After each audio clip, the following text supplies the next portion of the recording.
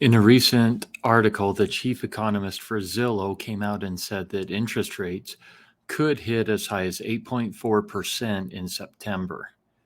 Is this really going to happen? What would have to happen to make rates do that? We're going to dive into it today and look at a few of those reasons.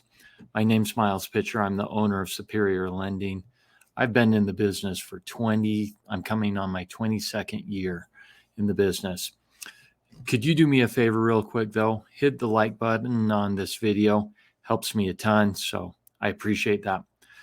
So here's the headlines that were out there that if there was a debt ceiling default, which we're facing right now, it could send the housing market into some serious problems.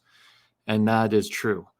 I'm not going to dive into the politics behind it or the budget or things like that, but I want you to know what would happen if we defaulted on the debt ceiling obligations of this country. Let's look at that. So first and foremost, they project that our home sales would drop by 23%, a massive drop. And that would be partly caused by because mortgage rates would shoot up to around 8.4%.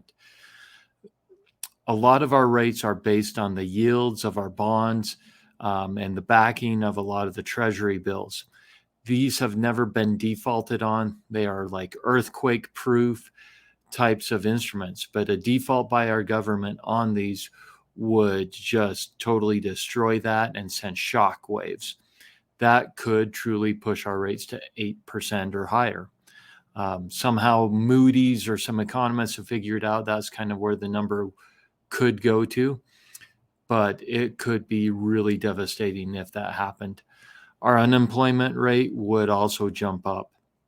A lot of things are dependent on our government, on what they spend, and they would have to tighten up their spending on a lot of the employment, the contracts that they issue. That would put a serious cramp on our employment and send the unemployment rate sky high.